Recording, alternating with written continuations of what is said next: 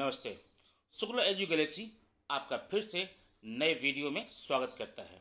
आज की इस वीडियो में हम लोग देखेंगे महाराष्ट्र एसएससी बोर्ड एग्जामिनेशन के लिए प्रिस्क्राइब्ड बुक अलजेब्रा बीजगणित का चैप्टर नंबर 1 का 1.3। इसमें युगपत समीकरण को एक अलग विधि से हल करना बताया गया है। अब तक आप लोगों ने युगपत समीकरण को 1.1 में हल करना सीखा, 1.2 में ग्राफ मेथड था उससे सीखा।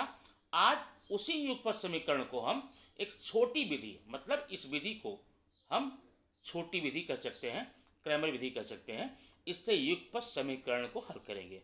लेकिन युगपत समीकरण में जाने के पहले हमें कुछ चीज़ें, बेसिक चीज़ें जान लेनी चाहिए। कैसे करेंगे? अब आपके सामने 1.3 का क्वेश्चन नंबर 1 का एक क्वेश्चन दिया गया है। आप यहाँ पर देख सकते हैं, ये अब 3 और 4, 2 और 5 दो चीज़ें हैं। अब आप इसे क्या बोलेंगे? 3 2 4 5 या 3 4 2 5 ऊपर नीचे बोलेंगे, स्तंभ है, ये कॉलम है। अगर दाएं बाएं देखेंगे तो ये आपका रो है, पंक्तियां हैं, 36 पंक्तियां हैं। इसको हम ये बताते हैं। देखिए, हमने यहाँ लिखा ए, ठीक है। ए के बाद क्या लिखेंगे? बी, और यहाँ पर सी, ये है डी। ये मैंने बना दिया, इसको बोलते हैं निश्चयक, डिटरमाइनर। अब आपको इसी डिटरमाइनर का, निश्चयक का मान निकालना है। कैसे निकालेंगे? बहुत सिंपल है। ऐसे क्वेश्चन आपको एग्जामिनेशन में 1 मार्क के लिए आते हैं। अगर एक बार आप देख लेंगे तो 1 मार्क आपका पक्का हो जाता है। देखिए, सबसे पहले क्या करते हैं, आप क्रॉस मल्टीप्लाई करेंगे। लेकिन कैसे? ऐसे। पहले ये देखिए, A D minus C B, AD minus CB। अगर आप इस तरह से निकाल लेंगे, आपका निश्चय का मान आ जाएगा। उसी प्रकार से इसमें आप दिया गया है, अगर आप मान लीजिए ऐसे 3 इंटू 5 माइनस 2 इंटू 4। अब ये बॉक्स दिया गया है, यहाँ 3 आपको दिया गया है, बचा क्या? 5 माइनस यहाँ पर 2 ना, इंटू 4 इक्वल टू क्या हो गया? 3 5 जा 15 और 2 4 जा 8। ठीक है, यहाँ पर आपका आ गया 15 माइनस 8। 15 माइनस 8 यहाँ पर हो जाएगा 7। आपके डिटरमाइनर का मान 7 आ जाएगा। इसको दिखाते हैं डी से। डी की वैल्यू आ गई 7। इस प्रकार से आप इस क्वेश्चन कर सकते हैं। आइए हम और क्वेश्चन देखते हैं आप कैसे करेंगे। ये आपके लिए सोल्यूशन है। आगे और क्वेश्चन देखिए कैसे करते हैं। क्वेश्चन नंबर 2 में भी आपको वैसे ही करना है।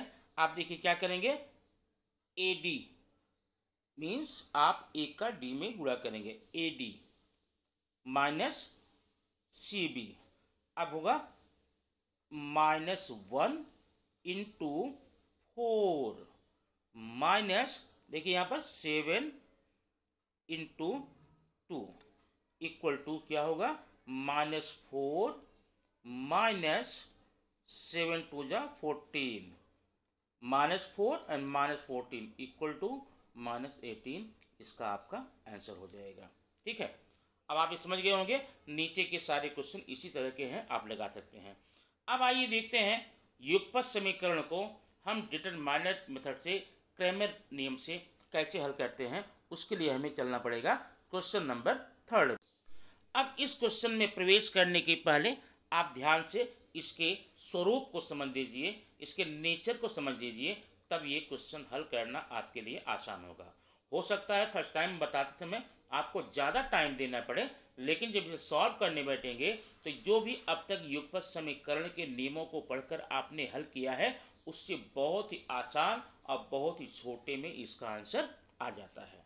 तो सबसे पहले आप देखिए, यहाँ पर युगपत समीकरण है।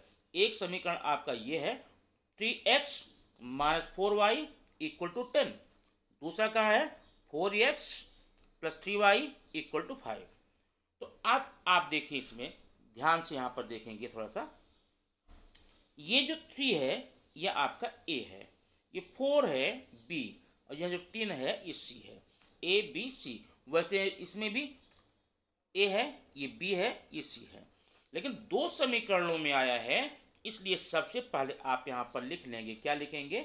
a1 इक्वल टू 3, और A2 यहाँ पर है, A2 इक्वल टू 4, ठीक है। फिर B1 कितना है, B1 देखिए, B1 ये है, B1 इक्वल टू -4 और B2 इक्वल टू 3। फिर अगला देखिए, ये C1 है, C1 इक्वल टू 10 और C2 इक्वल टू 5। ये आपके इतना आप सबसे पहले करके लिख लेंगे, ठीक है। उसके बाद इसको हम हल करेंगे।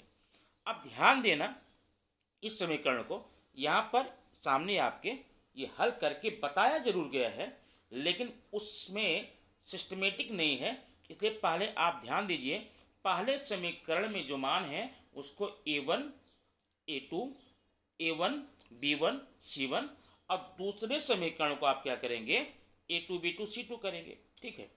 अब उसके बाद यहाँ पर आपको तीन चीज़ें पहले निकालनी है। पहले D निकालना है, dx निकालना है, dy निकालना है। आइए हम आपको बताते हैं कैसे d1 dy निकालता है। अब ये आपके सामने समीकरण दिए गए हैं, आपका A1 A2 कैसे किया मैंने बता दिया है। अब देखिए, सबसे पहले आप निकालेंगे d का मान। d कैसे निकालेंगे, यहाँ पर d निकालने के लिए आपने पहले क्या किया है, यहाँ पर A1 A2 का मान लिख दिया है। d बराबर होता है, ध्यान दें, d बराबर होता है, याद रखना इस बात को, d बराबर होता है A1 A2 B1 B2। ये आप कर लीजिए। इसमें जब आप तिर्यक गुणा करके निकाल लेंगे, जैसे आपने निश्चय का मान निकालना है, तो आपका d का मान पूरा आ जाएगा। ये यहाँ पर निकाल बताया गया, देखिए यहाँ पर d का मान निकालने के लिए A1 A2 B1 B2 दिया गया है। अब आपको क्रॉस मल्टीप्लाई, देखिए ये माइनस ये 3 इंटू 3 माइनस 4 इंटू 4। अब 3 इंटू 3 मीन्स 9 आ गया, और ये माइनस माइनस प्लस हो जाएगा, प्लस 4 4 16 इक्वल टू 25। अब ध्यान रखना यहाँ पर आपका d का मान निकल गया है 25। अब आपको निकालना है dx का मान। dx मान कैसे निकालेंगे, आइए देखते हैं। अब dx मान देखिए, यहाँ पर इस मान में जाने के पहले अभी अभी जो आपको नियम बताया गया है उसको ध्यान में रखिए। dx के लिए क्या है देखना, dx बराबर होता है, ध्यान देना, dx बराबर C1 C2 और यहाँ पर लिखेंगे B1 B2, ठीक है। ये मान यहाँ पर रखा गया है। आगे देखिए, C1 का मान समीकरण नंबर 1 में 10 है और C2 का 5 है, B1 का -4 और B2 का 3। आप क्रॉस मल्टीप्लाई करेंगे कैसे, 10 इंटू 3 माइनस 4 इंटू 5। अब कितना हो जाएगा, ये हो जाएगा आपका 30 प्लस 20 ना, बराबर आ जाएगा 50। आपका dx का मान 50 आ चुका है। ध्यान देना, d का मान 25 निकाला है आपने, dx का मान आपने 50 निकाला है, आप रख लीजिए। यहाँ पर देखिए हल करके आपको बताया गया है, ये 30 50 आ गया, ठीक है। अब आइए देखते हैं dy का मान कैसे निकालेंगे। dy का मान निकालने के लिए भी आपको वो नियम याद करना पड़ेगा। क्या है dy बराबर, देख रहे हैं यहाँ पर dy इक्वल टू होता है, यहाँ पर देखेंगे आपका A1 A2 और यहाँ लिखेंगे C1 C2। इसमें जब आप क्रॉस मल्टीप्लाई करेंगे तो आपका यह आ जाएगा मान। यहाँ पर कितना मान आया वो दिख रहा है, -25। तो इस प्रकार से आपने अब तक देख लिया d का मान कैसे निकालते हैं, dx का मान कैसे निकालते हैं और dy का मान निकालते हैं। तो तीनों आपने देख लिया। अब आइए निकालना हमको है x और y का मान निकालना है। देखिए यहाँ पर याद रखना, यहाँ पर x equal to dx upon d। अब dx का मान कितना आया था, 50 आया था, और d का मान 25 आया था, इक्वल टू 2, ठीक है। और dx का मान आपका x का मान आ गया यहाँ पर। उसके बाद आप देखेंगे y बराबर हो जाएगा dy अपान d। अब dy का मान 25 -25 अपान 25 इक्वल टू -1। इसका मतलब x का मान आपका यहाँ 2 आ गया और y का मान -1 आ गया। आपका आंसर हो जाएगा 2n-1। इस प्रकार से इसमें कुल मिलाकर 6 क्वेश्चन है। एग्जैक्टली इसी प्रश्न को 1 या 2 बार देखेंगे, आपको सारे प्रश्न आप कर सकते हैं।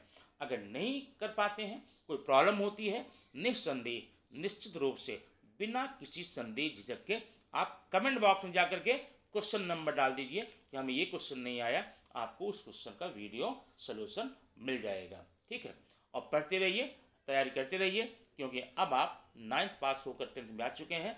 तैयारियां आपकी जो निगाह है हमेशा कहाँ होनी चाहिए, अगले साल आने वाले महाराष्ट्र एसएससी बोर्ड एग्जामिनेशन 2023 और 22 और 23 का। ठीक है, तैयार कीजिए, फिर मिलते हैं नेक्स्ट वीडियो में कुछ ऐसी नई चीज़ों के साथ में। Thank you very much.